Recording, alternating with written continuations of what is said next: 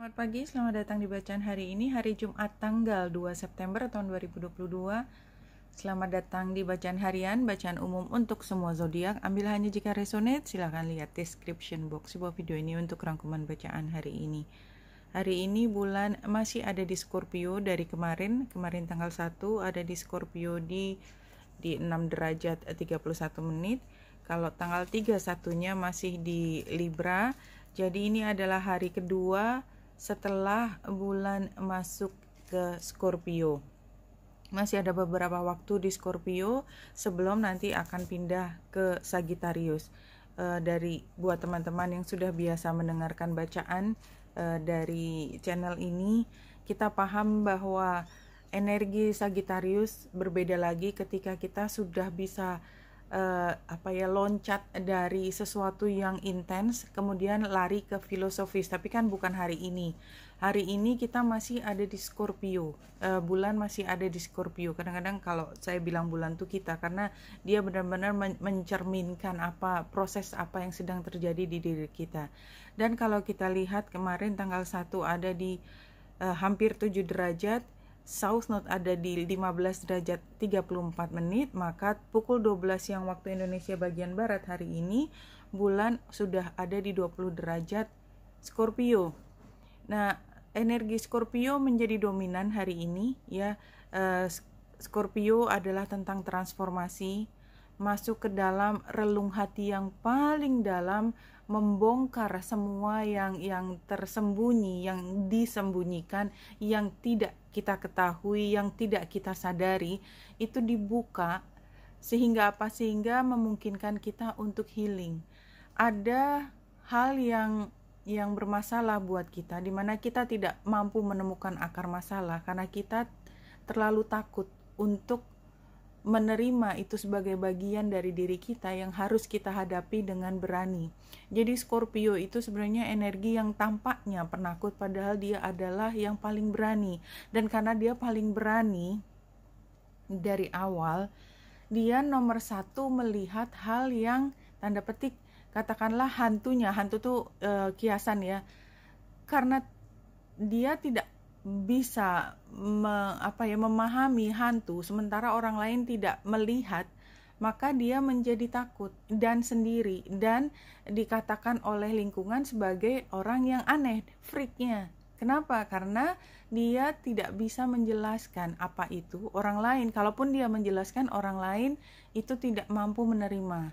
Dan oleh sebab itu energi Scorpio yang divine adalah memahami sesuatu itu bukan dari orang lain, tetapi mengalami sendiri, terjun sendiri, jatuh sendiri, berdarah sendiri, menemukan masalahnya sendiri, berdiri sendiri, dan loncat ke atas. Siapa yang bisa membantu? Tentu saja adalah bagian dari Scorpio itu sendiri yang sudah mampu menempatkan diri lebih tinggi daripada masalah tersebut. So beautiful, no? Energi Scorpio. Energi Scorpio itu kalau digambarkan di Disney Princess itu adalah Queen Elsa. See, she's so beautiful, digambarkan dengan sangat beautiful. Dan ketika dia sudah mampu keluar dari relung yang paling dalam, dia menjadi sangat powerful. Kenapa? Karena dia bisa menguasai energi yang ada di sekitarnya dia. Memang kalau princess, namanya juga Disney ya, tentu dibuatnya kan katakanlah dramatis gitu ya, sensasional. Tetapi sebenarnya itu menggambarkan energi kita, bagaimana Scorpio itu mampu bangkit. Dia tidak kehilangan intinya sebagai water sign, ya, emosi yang mendalam. Tetapi ketika dia sudah mampu menguasai elemennya dia, emosi, dia mampu memahami lebih dari itu, udara, ya. Karena apa? Karena yang namanya logika itu punya batasan. Ada hal yang tidak bisa dilewati logika. Ketika dia berani embrace sesuatu yang beyond apa yang dia ketahui, maka dia akan menjadi lebih powerful. Api, ketika dia mampu mengambil pemahaman, penghayatan tersebut untuk menggerakkan dia. Tanah, dia tahu persis kemana dia harus pergi atau mewujudkan apa yang dibutuhkan, termasuk healing adalah sesuatu yang ingin diwujudkan. So it's so beautiful no hari ini. Dan kita lihat pada hari ini bulan juga membentuk T-square dengan focal point Saturnus yang ada di Aquarius retro. Dan oleh sebab itu ya, dan ini oposisinya adalah dengan Uranus. Artinya adalah ketika kita berada di satu junction ya, di perempatan jalan, perduaan, per whatever, kita harus milih kiri kanan, itu kita seperti dihadapkan pada pilihan untuk berubah sama sekali Uranusnya. Tapi apa yang kita hadapi adalah keharusan. Bisakah saya melakukan perubahan ini?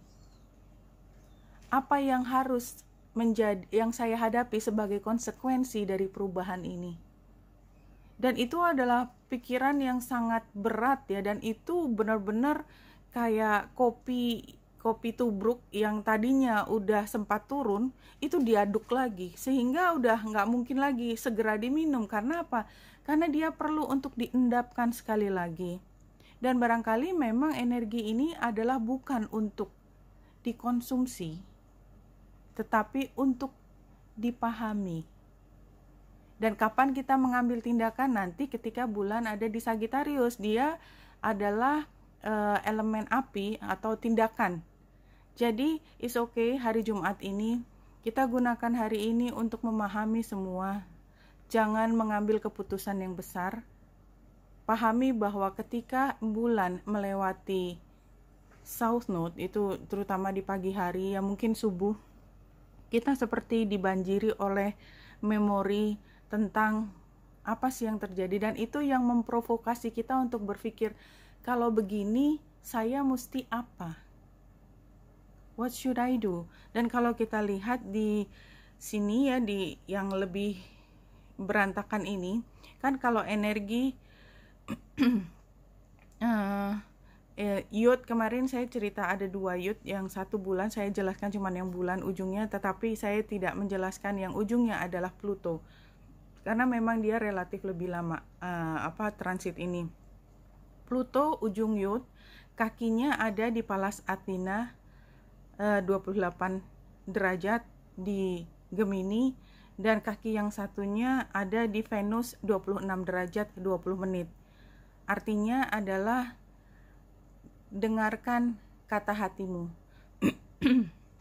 Karena kakinya adalah Venus dan Pallas Athena, maka apa sih yang menjadi pertimbangan? Yang pertimbangan adalah to win, untuk menang, mengedepankan ego. Venus itu mengedepankan cinta, keindahan, ilusi doesn't matter gitu. Ilusi itu nggak apa-apa buat Venus, karena yang penting nikmat gitu kan. Sementara yang satu menang, ego. Tapi kedua ini kita lihat, jika itu terjadi, maka tunjuknya, ujung jarinya, ujung panahnya adalah di Pluto retro. Apa yang sebenarnya kamu rasakan? Dan ini adalah fasilitasi hari ini untuk pahami apa sih sebenarnya yang kita rasakan. Dan kalau kita lihat di gambar yang rumit ini ada segi 4. Kalau segi 4 itu kan artinya semua adalah ujung dari T-square. Artinya semua berperan, sama pentingnya. Kayak kita sukar banget kan memprioritaskan sesuatu. Kemudian ada segitiga Grand Trine, di mana termasuk di situ adalah Lilith dan Juno. Lilith dan Juno itu seperti kita mau kontrak sesuatu, tapi kita masih punya konflik hubungan dengan yang setara dengan yang kita akan kontrak.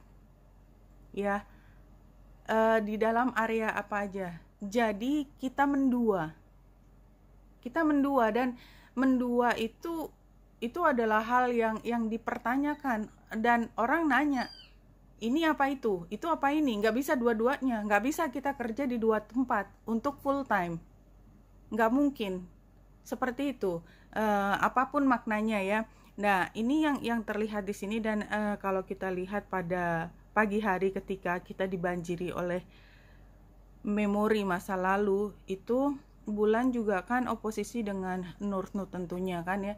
Tetapi sextile-nya dengan matahari, apa yang kita bisa peroleh dari sini adalah ketika memori itu datang, kita tidak lagi hanya dikuasai oleh haru biru emosi, sentimen, enggak. Tetapi kita juga mampu melihat dari kalau begini maknanya apa ya? Ya, matahari yang ada di Virgo itu membantu kita untuk melihat, hey girl atau boy or siapapun. Sekarang lihat dengan tidak hanya dengan kata hatimu, tapi lihat semua bukti yang sudah ada. Apa itu? Jangan tutup mata lagi, jangan.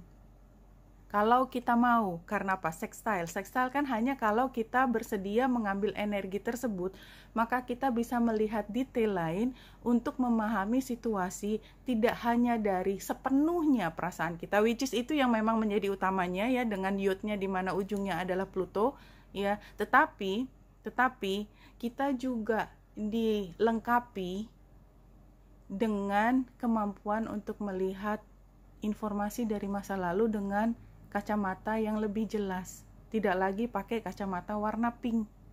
Tidak lagi hanya melihat dari keindahan, walaupun itu yang sangat-sangat kita inginkan. Dan kalau kita lihat 20 derajat Scorpio, saya ambil 20 derajat karena ini ya, kita lihat bulan ada di 19 derajat 59 menit. Apa yang terjadi di sini? A girl has discovered a passage hidden behind floor-length curtain in her new home.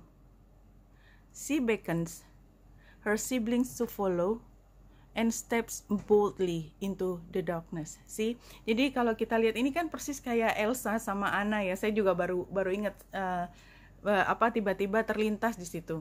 Jadi dia baru menemukan ada passage itu kan jalan ya tersembunyi di balik floor length curtain. Jadi ketutup, biasanya ketutup. Tetapi ada di new home ya, new home-nya dia. Berarti kan ini memang tempat baru, di teritori baru, di tempat dimana dia tuh belum pernah ada di sini sebelumnya.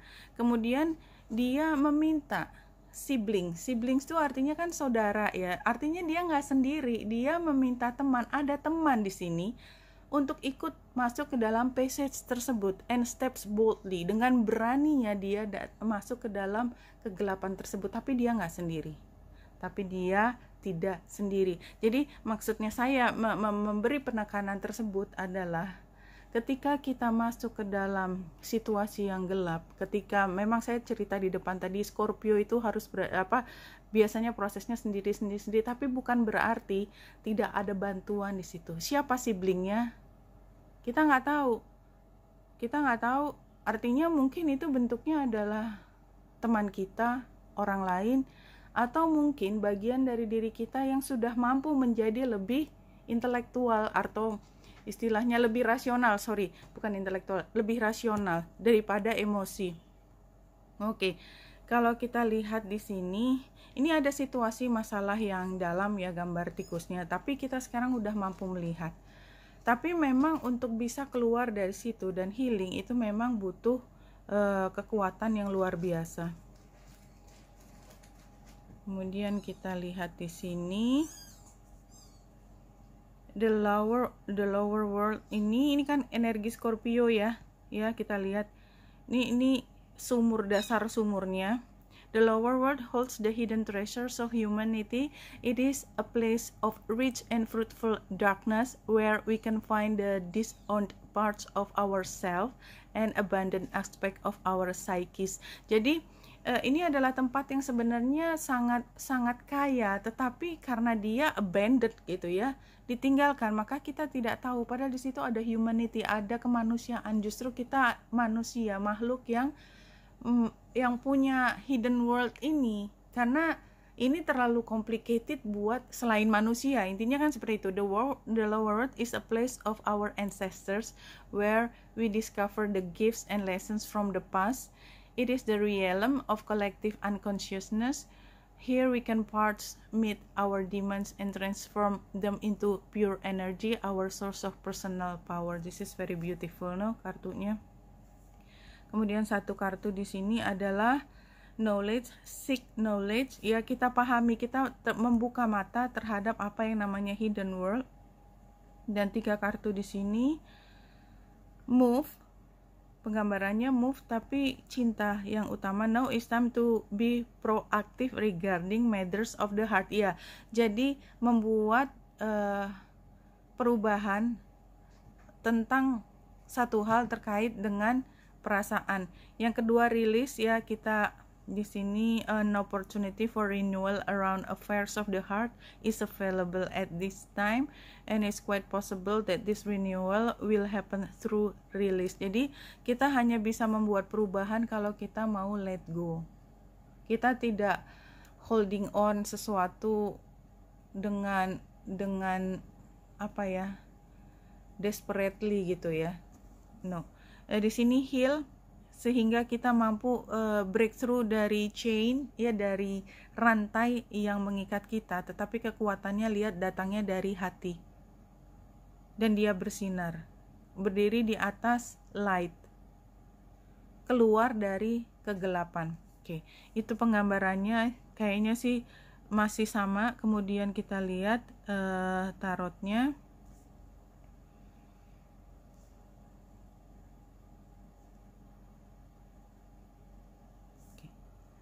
Di sini ini kan penggambaran dari kita ingin masuk ke situasi baru tapi belum bisa sepenuhnya. Kenapa? Karena terlalu banyak kekhawatiran yang lebih kita fokuskan daripada bergerak itu sendiri. Sarannya adalah celebration. Jadi memang situasinya sangat tidak enak, tetapi ini adalah sebenarnya periode celebration kan, ketika kita bisa breakthrough dari sesuatu dan masuk ke posisi atau periode yang lebih homey, tetapi memang kita tadi ya berkonflik. Jadi Grand Trine di mana ada kaitannya Lilith, Juno dan South Node itu adalah masa lalu kita di mana kita mendua, itu akan sangat berpengaruh, dan ini hanya terjadi pada orang yang memang punya kaki di 2 tempat, jadi tidak semua. Iya. Kemudian satu lagi informasi dari Spirit Guides untuk menutup bacaan kali ini.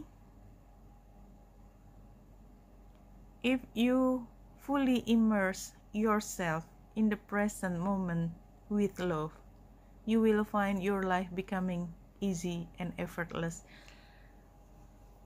Kenapa kita diminta untuk apa ya, bersatu dengan now, dengan kini, adalah saya yakin karena situasinya memang tadi bulan yang ketemu dengan South Node, ketika kita dibanjiri oleh memori yang membuat kita flashback dan tersangkut di masa lalu otak kita, nggak bisa balik lagi ke masa kini. Maka ini kartunya atau informasi ini mengajak kita untuk kembali, now what, so what's next, ya. Kita diminta untuk memaksa diri kita untuk keluar dari masa lalu, ya, datang ke masa ini dan gunakan cinta sebagai penerang kita. Kalau kita menggunakan cinta apa sih maksudnya? Kita menggunakan cinta, kayaknya bahasanya tinggi banget. Ini menggunakan energi di mana kita tidak cursing anyone, ya, memaki-maki seseorang. Kita tidak mengedepankan emosi negatif. Kita melihat ini sebagai peristiwa di mana ini memang meant to be untuk kita grow up secara spiritual, karena kita sedang menuju cinta. Itu yang dimaksud dengan cinta. Maka kita lihat bahwa hidup kita itu sebenarnya enggak sesukar itu. Hanya dengan cara apa? Mengubah cara pandang kita. Dan semua menjadi so easy gitu ya. Kalau kita tidak dikuasai oleh yang bukan cinta tadi. kita pastikan kita dikuasai oleh cinta, karena kita memang ingin cinta, maka hidup kita akan lebih mudah dan effortless. Maybe you don't have to do anything, just change your way of seeing things and everything's gonna be just fine. Okay, Wenita Indrasari di sini, semoga membantu. Salam hati dan cahaya.